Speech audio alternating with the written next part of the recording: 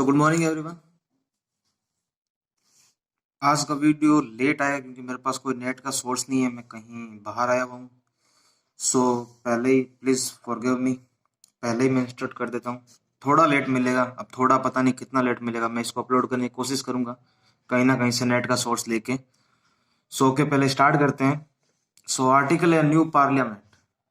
Okay, सो आप सबने news तो पढ़ी होगी, सेंट्रल विस्टा जो काफ़ी अभी हाल ही में क्या बोल सकते हैं उसको, इल्यूमिनेट टाइप का टॉपिक है, काफी अट्रैक्टिव टॉपिक है, काफी बात भी हो रही है इसके ऊपर और काफी मिथ भी बने इसके ऊपर कि क्या पुराने वाले पार्लियामेंट को तोड़ेंगे या पुराने पुराने वाले पार्लियामेंट के आगे या पीछे या पूरे उसको रीवैम्प करेंगे। ये नया वर्ड है इसके अंदर, रीवैम्प।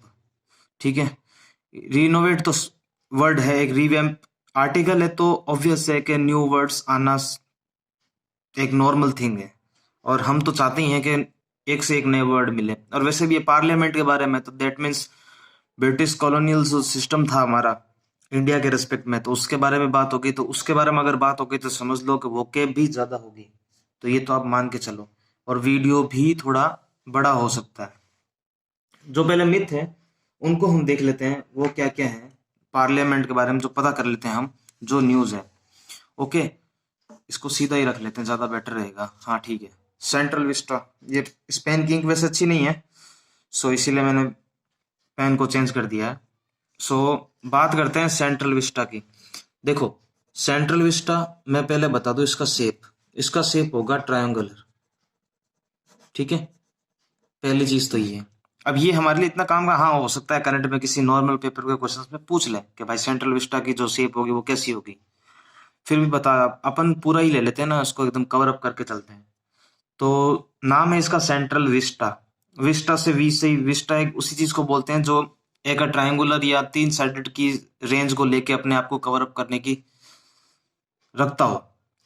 ठीक है, इसमें एक नाम आएगा, क्या नाम था, हाँ, नंदन बोस। ठीक है, अगर आपने कॉन्स्टिट्यूशन, जो अपना कॉन्स्टिट्यूशन है, संविधान जिसको बोलते हैं, एक बात बता दो, याद आ गया, ऑक्सफोर्ड ने इस साल का हिंदी का वर्ड जो चूज किया है वो संविधान की है। ऐसे बीच में याद आ गया तो बता देता हूँ। ओके, सो ये जो नंदा बोस जो हैं हमारे, ये एक आर्ट वर्क है या आर्ट वर्कर है, जो मतलब उस टाइम के थे। ठीक है, जो भी पूरा अपना कॉन्स्टिट्यूशन है, अगर किसी ने देखा होगा बताना, किस किस ने देखा होगा, उसके ऊपर आपको ऐसे साइड में है ना, यहां बना लेते हैं, जैसे ये फर्स्ट पेज होगा जो हमारी प्रस्तावना है, उसके यहाँ पे कुछ डिजाइन होगी, यहाँ पे कुछ डिजाइन है और यहाँ पे कुछ डिजाइन है। तो ये भी जो भी आर्ट वर्क है वो इन्हीं के द्वारा किया गया है, तो उनके बारे में बात की गई है। ठीक है, और उन्होंने किस किस चीज के बेसिस के ऊपर उस टाइम पे जो जो आर्ट की ली बनाए थे, कौन से बेसिस पॉइंट या बेसिक पॉइंट के, उन अपने अंदर कोई इमेज तो बनती है ना, at least I have an image, फिर ही तो मैं किसी चीज को आर्ट कर सकता हूँ। अगर मेरे मन में किसी अच्छी सी कोई इन्वायरमेंट के रेस्पेक्ट में कोई इमेज है, तो उसी को माइंड में रखते ही तो मैं कुछ ड्रॉ करूंगा। अब सपोज मैंने ये पेज कैसे ड्रॉ किया, तो मेरे माइंड में अभी कॉन्स्टिट्यूशन की इमेज चल रही होगी, मेरे को जो बुक देखी होगी मैंने, तभी मैंने इसको ड्रॉ किया होगा। तो बस वैसे ही उन्होंने कुछ चीजों को बेस बनाया था। उन्होंने क्या है कि इंडिया की जो भी हिस्ट्री थी, history on the basis like Ashok और हड़प्पा, सिंधु वैली सिविलाइजेशन की एक पार्ट है हड़प्पा, वो हो गई, और एलोरा केव्स हो गई, इनको सबको इमेज में रखते हुए उन्होंने सब कुछ ड्रॉ किया था संविधान की इमेज लाइन के अकॉर्डिंग। ठीक है, सो सेंट्रल विस्टा में भी ऐसी ही बातें की जा रही है कि उसको उसी टाइम का एक आधार मान के बनाया जाएगा। और सेंट्रल विस्टा बनाने की जरूरत क्या पड़ी, why we need, why we जरूरत दिस न्यू बिल्डिंग, एडिफाइस बोलते हैं, न्यू बिल्डिंग या एडिफाइस बोल दो, अब इसको आगे बढ़ाएगा ये। ओके, क्यों जरूरत पड़ी, जरूरत हमें इसीलिए पड़ी इसकी क्योंकि पुराने वाले पार्लियामेंट में जितनी हमारे सीट्स हैं, चाहे अपर हाउस की बात करें चाहे लोअर हाउस की बात करें, कम रहती है। तो उसी चीज को लेके, और बिल्डिंग भी ब्रिटिश कॉलोनियल टाइप की है, उस टाइम की है, तो रिनोवेट, बार बार रिनोवेट उसको कर चुके हैं, कई बार रिनोवेट हो चुके हैं वो, तो उसी के बेसिस पे अब ये नई बनाई जा रही है। तो देखते हैं आर्टिकल में क्या क्या है, और बाकी आर्टिकल में ही बात करेंगे, पूरा अगर इसी पे कर देंगे तो क्या मतलब है। ओके, सो आर्टिकल से पहले हमारी डेली बेसिस पे वोकेब, आज वोकेब बहुत ज्यादा है, फिर भी मैंने कुछ वर्ड तो ऐसे छोड़े हैं जो मैं सीधा वहीं पे डिस्कस करूंगा, वरना ये 2 पेज की हो जाती। पहला वर्ड है रिवैम्प। ओके, रिवैम्प मैं आपको बता ही चुका हूँ, 2-3 बार यूज किया है मैंने अभी रिसेंटली टाइम के अंदर, इसी लेक्चर के अंदर। रिवैम्प का मतलब होता है कि to change something in order to make more attractive. Revamp, to change something in order to make more attractive. Okay, I hope clear visible हो रहा होगा आपको। हाँ ठीक है, सो रिवैम्प हो गया। अब वर्ड है इलिस्ट्रेशन। इलिस्ट्रेशन का मतलब आप कुछ भी ड्रॉ या आर्ट बनाते हो किसी बुक के अंदर या किसी पेज के ऊपर, उसको इलिस्ट्रेशन की तरह रिप्रेजेंट करके आप उस वर्ड को यूज कर सकते हो। नेक्स्ट वर्ड है इंडोमेंट। इंडोमेंट का मतलब होता है कि आप है ना किसी ऑर्गेनाइजेशन हो गया या किसी स्कूल के अंदर आप दान करना चाहते हो, या help with respect to money is endowment. Okay, but you know this is a English word, so English word have many meanings, her level पे अलग मीन दे सकता है वर्ड, तो एंडोमेंट का यहाँ कैसे यूज करेंगे देखेंगे आगे। नेक्स्ट वर्ड है ओमिट। ओके, ओमिट का मतलब होता है किसी चीज को इंक्लूड मत करना, इसकी जगह नया वर्ड क्या एक्सक्लूड यूज कर सकते हैं या एक्सेप्ट यूज करते हैं, EXCEPT। मैं एक्स्ट्रा वर्ड इसीलिए बताता हूं ताकि आप लोग पीछे वाले वर्ड को रिलेट कर सकें। Okay okay, so next word is melange. MELAN, melange या मिलांज बोल सकते हैं इसको, प्रोनाउंस आप कैसे भी कर सकते हो, बस शर्त ये है कि हमें इसका मीनिंग पता होना चाहिए, प्रोनाउंस कोई मैटर नहीं करता, हर तरह से अलग अलग चीज है। A mixture of variety of different thing, उसको बोलते हैं अपन मिक्सर भी बोलते हैं, मैथ के अंदर एक चैप्टर भी होता है मिक्सर एंड एलिगेशन, बस वो उसी तरह है मिलांज, वहां से इस वर्ड को याद करने का अपना एक जुगाड़ बना लेना। नेक्स्ट वर्ड है नोबिलिटी। एक वर्ड होता है मोबिलिटी। ओके, तो इन दोनों को भी रिलेट करते हुए चला। नोबिलिटी का तो मतलब क्या होता है कि जो मतलब हाई क्लास के जो लोग होते हैं ना, हाई सोशल क्लास के, उनका एक ग्रुप होना है, उसको एक नोबिलिटी की तरह रिप्रेजेंट किया जाता है। ओके, तो ये तो हो गया हमारा नोबिलिटी। थोड़ा सा मैं फास्ट चलूंगा क्योंकि वीडियो वरना बहुत बड़ा हो जाएगा, और वैसे भी नेट की तो कमी है ही मेरे पास आज, तो फिर अपलोड होने में ज्यादा दिक्कत ना आ जाए। ओके, वीडियो में बने रहना गाइस, आर्टिकल बहुत इंपॉर्टेंट है इसीलिए मैंने इसको स्किप नहीं किया, वरना नेट ना होते हुए भी मैं इसको आज कहता मैं चलो कल अपलोड कर दूंगा दोनों को साथ में, पर कोई सेंस नहीं रहता उसका। अगर मैंने प्रॉमिस किया मैं रेगुलर डालूंगा, अगर मैं अपनी बातों से पीछे हट जाऊं तो फिर कोई मतलब नहीं होता। सो वीडियो में बने रहना गाइस, पेशेंस, यू नो मेरे वीडियो हमेशा 20 मिनट के ही होंगे। हाँ, आगे जाके अगर वो मैंने आपको बताया जैसे वो लैपटॉप के सिस्टम से उसको मतलब वैसे करके अगर मैं इसको कराने की कोशिश करूंगा तो चले जाएं, but over. Next word is colonial. ये काफी कॉमन वर्ड है, ब्रिटिश टाइम में यूज होता था। नाउ आपने नाम सुना होगा, मैं बता देता हूं, साथ में आपको हिस्ट्री लेके चलनी पड़ेगी आज मेरे को। शशि थरूर, ठीक है। एक बात बताता हूँ, इनका एक है ना ऑक्सफोर्ड यूनिवर्सिटी के जब वो पता नहीं कैसी वो कैसी मतलब डिस्कशन था उनका, वहां पे इनको बुलाया गया था, तब इन्होंने अपने इंडिया को रिप्रेजेंट करते हुए एक बहुत शानदार बातें बोली थी। टाइम हो तो देखना, कंप्लीटली इंग्लिश में काफी, और इनकी इंग्लिश तो क्या ही बोलना, ऐसे ऐसे वर्ड यूज करते हैं जिनका मेरे को पता करना पड़ता है डिक्शनरी का, क्या यहाँ क्या बोला है इसने। ओके, इनकी एक बुक भी है, एन एरा ऑफ डार्कनेस, जो कंप्लीटली ब्रिटिश राज के बारे में बताता है, डार्कनेस। ओके ओके, कॉलोनियल का मतलब होता है कनेक्टेड और belonging to a country. India जो कि ब्रिटिश के अंदर थी तो एक कॉलोनियल की तरह रिप्रेजेंट होती थी, ठीक है। नेक्स्ट वर्ड है मोनूमेंट। मोनूमेंट का मतलब होता है ए स्टेचू और other structure placed over a grave memory of the dead. किसी की डेथ पे अगर किसी की ग्रेव जो मुर्दाघर होता है वहां पे जो जिसकी मतलब एक स्टेचू या कहीं पे भी जो हुआ है उसके लिए एक स्टेचू या स्ट्रक्चर को लगाना। ओके, प्रैग्मेटिक, प्रैग्मेटिक,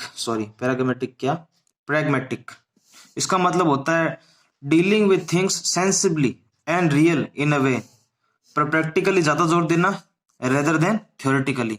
चीजों के साथ ऐसे डील करो कि वो प्रैक्टिकली बेसिस पे ज्यादा क्लियर हो, ना कि थ्योरेटिकली बेस पे आप कुछ बोलना शुरू कर दो, उसको बोलते हैं प्रैग्मेट, ठीक है।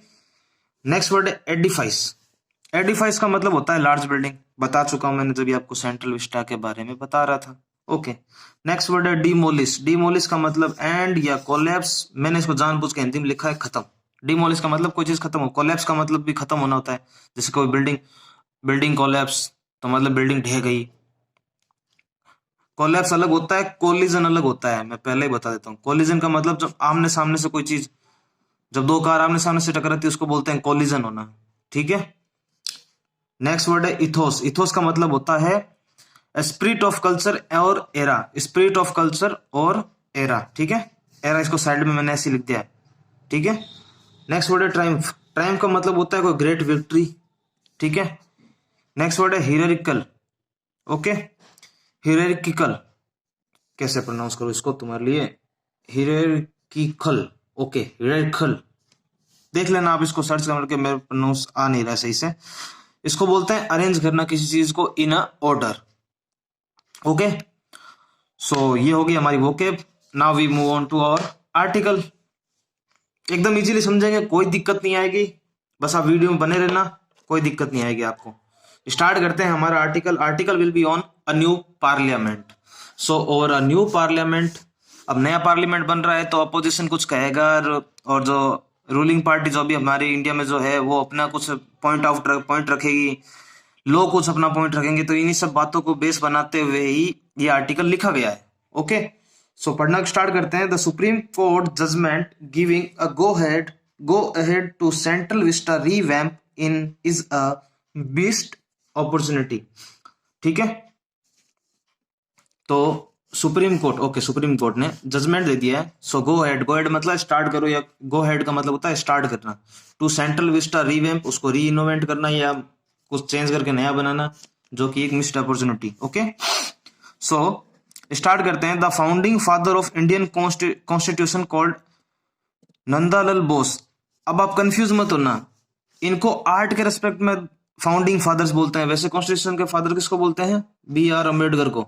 अगर आप सर्च मारोगे तो वो यही नाम आएगा, लेकिन जब आप इनका नाम सर्च मारोगे तो जो भी आर्ट और डिजाइन है वो इनके रेस्पेक्ट में बात की गई है। Okay, so Nandalal Bose to adorn its pages with illustration, बता चुका हूं, इलिस्ट्रेशन का मतलब ड्राइंग या art that would capture the essence of the new republic. Okay, Bose's choices, उनकी चॉइस के बारे में बता रहा है। वरे मिलांज, मिलांज का मतलब मैं आपको बता चुका हूं, मिक्सर करना। कैसे मिक्स करते थे वो अलग अलग वैरायटी को? तो मिथ यानी कि मिथिकल फिगर, जो मिथ थे, कैसे? Krishna, Arjuna, Rama, Sita and sovereigns and Ashoka, Akbar, Tipu Sultan, Shivaji, freedom fighter, Rani Lakshmibai, Gandhi ji, Netaji, all found place alongside motifs from Ajanta, Mahabalipuram और Harappa and India's natural endowment. अब यहां इन्होंने बोला है इंडियाज नेचुरल एंडोवमेंट,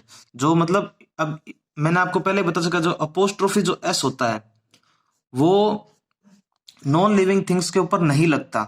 सो यहां लिखा हुआ है इंडियाज नेचुरल एंडोवमेंट, तो इंडिया के लिए जो समर्पित है ना, उन चीजों के बारे में बात कर रहे हैं, तो उनको एंडोवमेंट मतलब मैंने बताया था आपको दान, तो उसी के रेस्पेक्ट में बात कर रहे हैं। ओके, आई होप आप समझ चुके होंगे।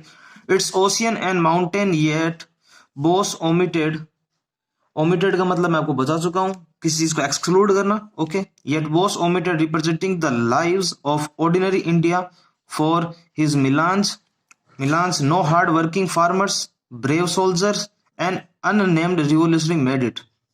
ठीक है, उन सबको इन्होंने अलग रखा है मतलब। ठीक है, his vision what at once inspiring and marvelling at hallowed past of this supposedly new nation.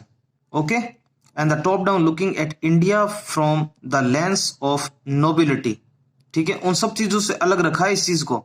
और मार्वलिंग और हेलोविन का मतलब, मार्वल की आपने मूवी देखी है, वो किस लिए देखी जाए? हीरोज उनके रिस्पेक्ट में बात होती है, तो उन्हीं को लेके बात कर रहा है ये। This is not to fault, ये कोई उनकी गलती नहीं है बोसेस चॉइस की। ये अब उन्होंने जो चॉइस किया है, अब एक आर्ट बनाने वाले की कभी कोई गलती नहीं हो सकती कि उसने, अब मेरा आर्ट बना रहा है, पास में मेरा दोस्त खड़ा है, अगर मेरा बना दिया उसका नहीं बनाया, तो यहाँ कोई उनका फॉल्ट नहीं है। अब जिस चीज में उनकी रिस्पेक्ट होती है उनको उसी पे बनाने का मन करेगा। ओके, सो आगे बात करते हैं। This is not fault of bosses choice, in fact the new Republic that came into existence in 1950 ठीक है, न्यू रिपब्लिक बना था, was many ways and continuous of the old colonial ways of thinking about India as a space ruled by the succession of king cannot overnight transform, उसको एक रात में transform नहीं कर सकते, किसमें, into a celebration of subaltern voice. Subaltern voice मतलब थोड़ी कम आवाज में या एकदम डिसेंट आवाज में जिसको बात करें। ओके, आप वीडियो को थोड़ा 360 पिक्सल पे देख लेना, क्योंकि थोड़ा सा टाइम और लगेगा मेरे को, बस मेरे साथ बने रहना, मैं कर दूंगा ऐसा कुछ जिससे आपको 240 पे भी आप ये सब कुछ क्लियरली विजिबल कर पाए अपने आप को। ठीक है, similarity symbol of colonial power do not at the stroke of the midnight hour, जो सिंबल था कॉलोनियल पावर का उसको एक ही साथ में स्ट्रोक नहीं कर सकते मिडनाइट के हॉर में। Become monuments of the liberation, जरूरी है। India's appropriation of the buildings of empire in Central Vista